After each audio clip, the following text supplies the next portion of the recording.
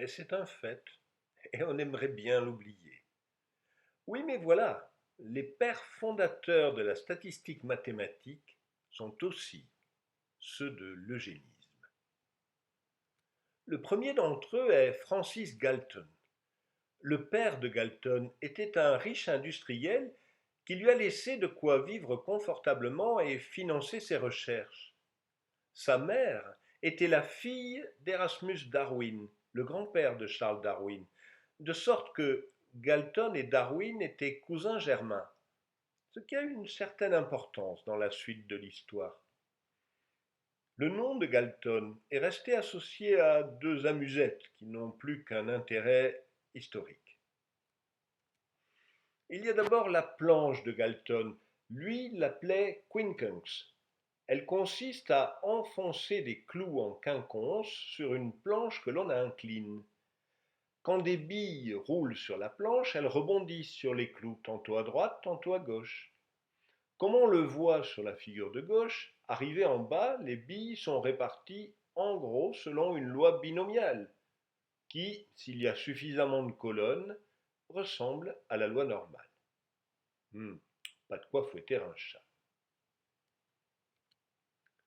Les dés de Galton sont 3 dés qui portent sur leurs arêtes des nombres pour deux d'entre eux, des signes, plus ou moins, pour le troisième. En assemblant les 3 dés, on obtient un tirage de la loi normale standard. Galton, dans son article, prend bien soin de donner les valeurs qui doivent être inscrites sur les arêtes pour coïncider avec les quantiles de la loi normale. Toujours rien de bien méchant jusque-là. Mais Galton est l'inventeur de méthodes plus utiles en statistique, comme la régression linéaire par exemple. Ah tiens, pourquoi ce mot régression? Voici l'article de 1886. Regression towards mediocrity. Évidemment, ça sonne bizarrement, mais c'est peut-être juste un contresens. Régression veut dire retour et mediocrity est synonyme de moyenne. Donc la régression vers la médiocrité n'a qu'un retour vers la moyenne. Que fait Galton dans cet article? Les données consistent en des tailles de 930 personnes adultes avec celles de leurs deux parents. Pour que les tailles d'hommes et de femmes soient homogènes, Galton multiplie la taille de chaque femme par 1,08. Ensuite, il calcule la taille moyenne des deux parents et observe les couples, taille moyenne des deux parents, taille de l'enfant. Il observe un phénomène qui, somme toute, n'est pas particulièrement étonnant. C'est dit sur le graphique. Quand les parents sont plus grands que la moyenne, les enfants le sont aussi, mais moins. Des parents très grands ont tendance à avoir des enfants grands, mais pas autant qu'eux. C'est symétrique pour des parents petits. Galton a calculé la droite de régression linéaire et il a même imaginé un prédicteur mécanique de la stature des enfants qui est représenté à droite. Galton a bien compris ce qu'est une loi normale bidimensionnelle et vous voyez qu'il représente les fréquences avec une ellipse autour.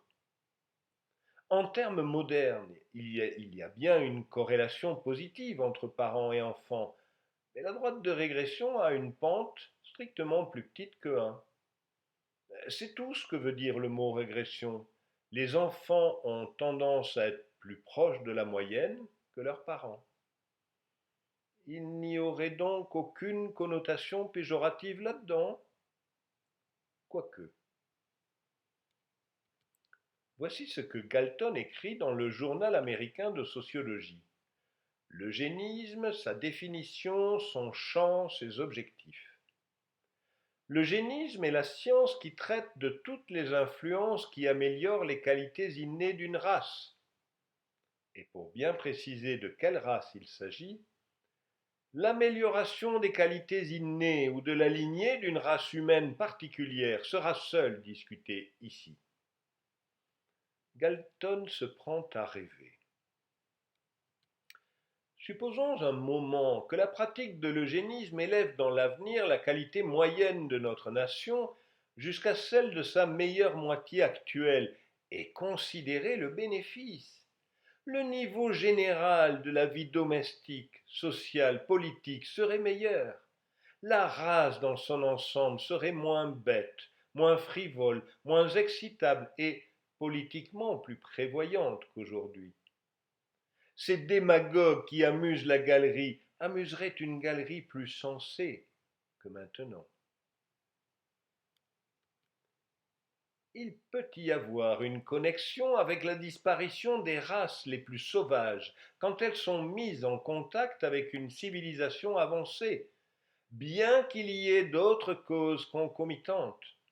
Mais tandis que la plupart des races barbares disparaissent, certaines, comme la race nègre, ne disparaissent pas.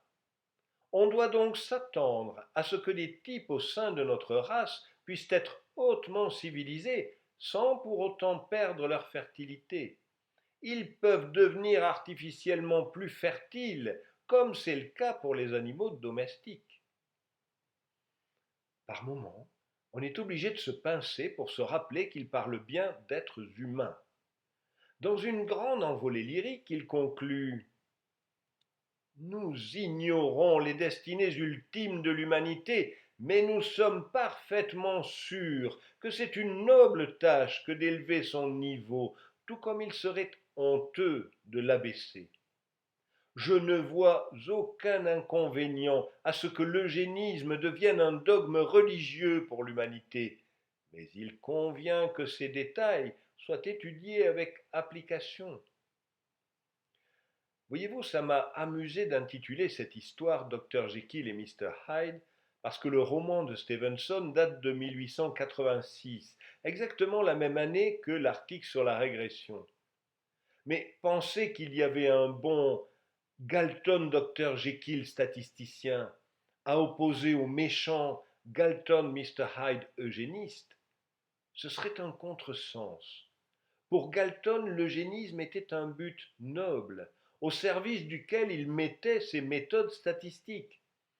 Et c'est là, à mon sens, que se trouve le problème principal. Quand l'aveuglement idéologique inhibe l'esprit critique scientifique.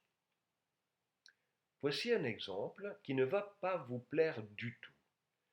Galton explique qu'il avait un moyen quand il rencontrait quelqu'un pour lui donner une note de 1 à 3 sans se faire repérer. Il utilisait une aiguille pour percer des trous dans un morceau de papier caché dans sa poche. J'ai utilisé ce plan pour mes données de beauté, en classifiant les filles que je rencontrais dans les rues ou ailleurs en attirantes, indifférentes ou repoussantes. Bien sûr, c'était une estimation purement individuelle, mais elle était consistante, si j'en juge par la cohérence des différentes tentatives dans une même population. J'ai trouvé que Londres se plaçait au premier rang pour la beauté des filles et Aberdeen au dernier rang. Bien sûr, le sexisme de l'expérience est insupportable, mais l'époque était sexiste. Galton ne l'était pas plus que les hommes de son temps, non, ce qui me choque le plus, c'est l'énorme bourde statistique. Voyons, la beauté apparente des filles, pour autant qu'elle ait un sens, est forcément liée à leur manière de s'habiller et de se maquiller, qui à son tour est liée à leurs moyens économiques. En statistique, on appelle ça un facteur de confusion. Dire qu'il y a plus de jolies filles à Londres qu'à Aberdeen, sans dire que la population de Londres est plus riche que celle d'Aberdeen. C'est une grosse bourde statistique. Or, qui mieux que Galton, l'inventeur de la corrélation et de la régression, aurait dû comprendre qu'il y avait là un facteur de confusion. Pourtant, il est arrivé que les observations statistiques contredisent ces théories racistes et qu'ils le reconnaissent. Voici un exemple. Galton est l'auteur d'une théorie des empreintes digitales. Sur la première page de ce livre paru en 1892, vous voyez reproduites les propres empreintes digitales de l'auteur. L'idée de Galton est de résumer les empreintes de chaque individu par un certain nombre de configurations, comme les arches, les anneaux et les spirales que vous voyez sur cette figure. Galton fait un calcul de probabilité et arrive à un ensemble de caractéristiques tel qu'il est extrêmement improbable que deux individus différents aient les mêmes. C'est donc un système d'identification judiciaire et avec quelques modifications, il est encore employé de nos jours. Pour établir son système, il a examiné une grande quantité d'empreintes et évidemment, il s'est posé la question de la race. Les races dont j'ai étudié les empreintes en nombre considérable sont les Anglais, les Gallois purs, les Juifs et les Nègres, et aussi quelques Basques de Cambo dans les Pyrénées françaises. Allez savoir ce qu'ils venaient faire là-dedans. Il faut une patience et une prudence considérables pour arriver à des conclusions fiables. Mais il doit être dit très clairement qu'il n'y a aucune configuration particulière qui caractérise les personnes d'aucune des races ci-dessus. Passons sur le fait que les Gallois puissent être purs et distincts des Anglais et des Basques. Le fait est que leurs empreintes digitales ne sont pas statistiquement différentes, et que Galton le reconnaît. Au même moment, Galton avait en France un concurrent. Cet Adolphe Bertillon avait fondé en 1882 un laboratoire d'identification judiciaire basé sur la biométrie. Bertillon n'utilisait pas les empreintes digitales, mais des fiches anthropométriques, où il rassemblait, en plus des photos de face et de profil, un certain nombre de données métriques sur l'individu, en suffisamment grand nombre pour que deux individus différents n'aient pas les mêmes mesures. Bertillon, au moins autant que Galton, était profondément raciste, comme la plupart des Européens à leur époque. Il est l'auteur d'un livre intitulé Les races sauvages. Il y parle au début des Bochiman. Les Bochiman, ce sont les Bushmen, les habitants natifs de l'Afrique du Sud qui ont été popularisés par le film Les dieux sont tombés sur la tête, que vous avez peut-être vu. Les Bushiman ont une physionomie beaucoup plus repoussante que bien des chimpanzés et surtout de jeunes gorilles. D'autres caractères anatomiques d'infériorité contribuent à placer le Bushiman au dernier degré de l'échelle des races humaines. Les Bushiman sont donc voués à une destruction prochaine s'ils continuent à rester une population absolument nomade. Il leur suffirait de changer leur genre de vie, de garder les troupeaux qu'ils volent au lieu de les tuer, pour pouvoir résister quelques siècles encore à l'envahissement des races supérieures.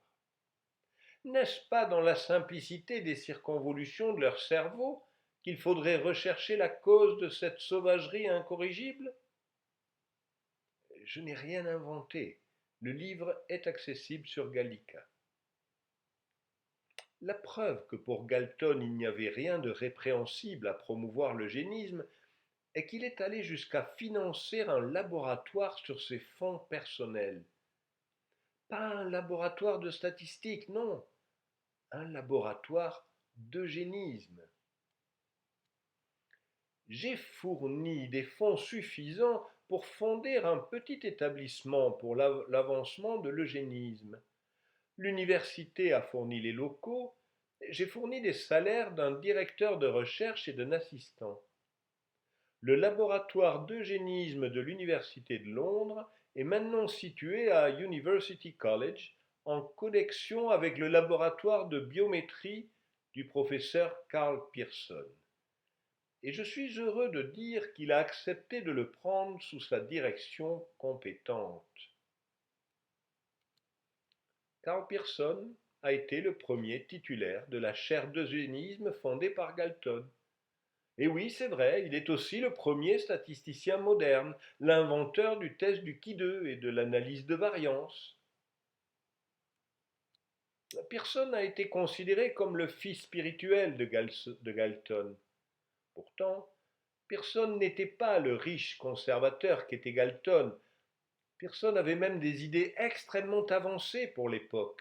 C'était un socialiste convaincu qui n'hésitait pas à aller donner des cours et des conférences gratuites devant des publics ouvriers. Pour vous dire à quel point ses idées étaient révolutionnaires, il avait fondé un club basé sur l'idée que les hommes et les femmes étaient égaux et pouvaient discuter ensemble sans qu'il y ait de hiérarchie. On est en pleine période des suffragettes.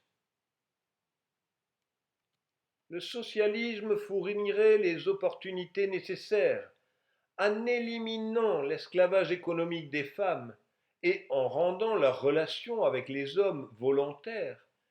Il permettrait la jouissance librement consentie des liens sexuels. On se croirait en mai 68. Pas tout à fait quand même. Le club croyait en la désirabilité d'un divorce rendu plus facile et flirtait avec l'idée de l'expérimentation sexuelle. Mais la plupart des membres étaient en faveur de la monogamie, préférablement au sein du mariage. Avant que le club ne se disperse en 1889, il avait fondé les bases d'au moins 3 mariages parmi ses membres, y compris celui de Pearson lui-même.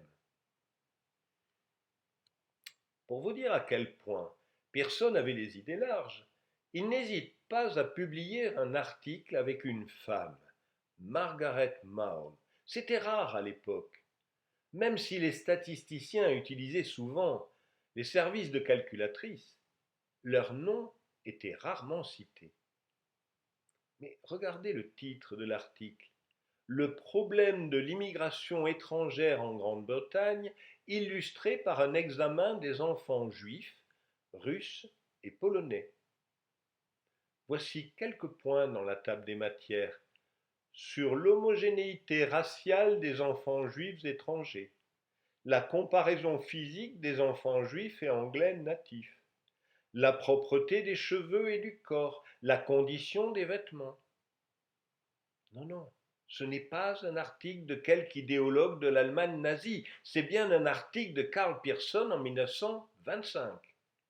On s'imagine toujours que le racisme a été théorisé par les nazis dans les années 30. Pas du tout. Les théories scientifiques racistes sont apparues en France et en Angleterre à la fin du XIXe siècle. Mais, au moins dans cet article, Pearson se cantonne dans son rôle de statisticien.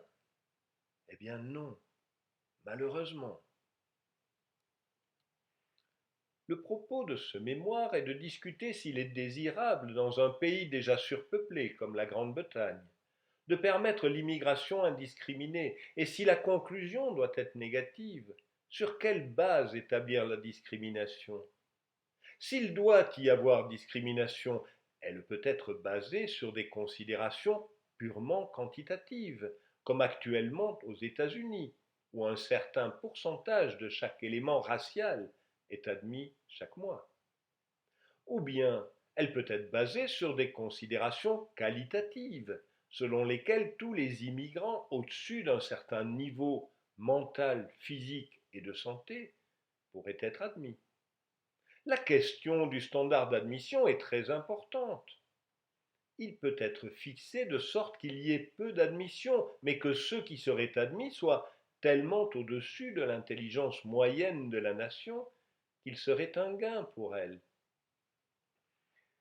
J'ai pratiquement la même observation à faire sur cet article de Pearson que sur la carte de beauté de Galton.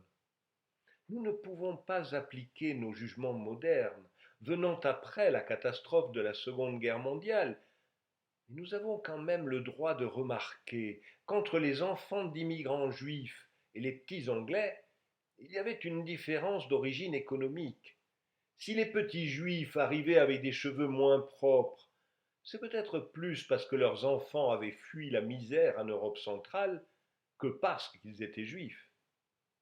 Que ce soit le grand Karl Pearson qui n'ait pas vu ou pas voulu voir cet énorme facteur de confusion, c'est ce qui me choque le plus. Le troisième larron de la bande est Ronald Fisher. C'est lui qui a fondé rigoureusement la statistique mathématique en développant la théorie du maximum de vraisemblance. Il a aussi été le titulaire de la chaire d'eugénisme fondée par Galton après le départ de Pearson.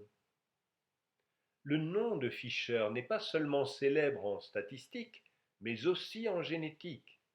Il est considéré comme le fondateur de la génétique théorique. En grande partie à cause de ce livre, La théorie génétique de la sélection naturelle. Vous voyez, Darwin n'est toujours pas très loin dans cette histoire. Fisher développe la génétique mathématique, de manière d'abord purement théorique. Mais dans la conclusion, il ne peut pas éviter la question de l'application à la génétique des races humaines. Nous sommes en 1930, 3 ans avant l'arrivée de Hitler au pouvoir. Le lecteur aura réalisé que nos conclusions concernant les facteurs génétiques qui sont à l'œuvre dans les sociétés civilisées sont dangereusement proches des applications pratiques.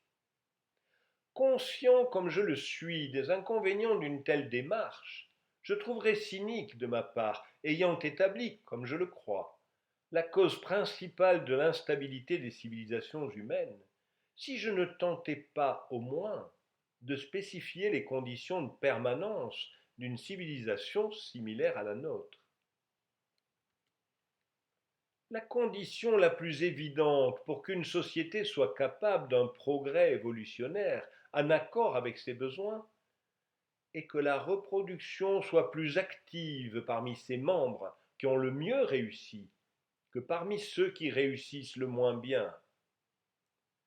C'est dit, et c'est le plus grand statisticien du XXe siècle qui l'a dit. À ce stade-là, je pense qu'il faut laisser la parole à Stephen Jay Gould. Il a écrit La malmesure de l'homme sur les pseudo-théories scientifiques du racisme. À l'occasion de la seconde édition de ce livre, il explique pourquoi il est toujours utile de répéter ce genre de choses. Je considère la critique du déterminisme biologique comme à la fois timeless et timely, c'est-à-dire intemporel et arrivant au bon moment. Le besoin d'analyse est intemporel car les erreurs du déterminisme biologique sont profondes et insidieuses et car elles font appel aux pires manifestations de notre nature commune. Mais la critique du déterminisme biologique arrive aussi au bon moment, y compris de nos jours. Car les mêmes mauvais arguments refont surface de temps en temps avec une régularité prédictible et déprimante. Et si j'avais vécu un siècle plus tôt, vous croyez que j'aurais pensé comme eux? Et maintenant, quelles sont les croyances que je partage de bonne foi, auxquelles je tiens vraiment, et qui seront considérées dans un siècle comme des monstruosités à éradiquer? Et s'il y a des histoires que j'ai du mal à terminer par une vanne, vous m'en voudrez? Et si je pose trop de questions, vous me le direz aussi?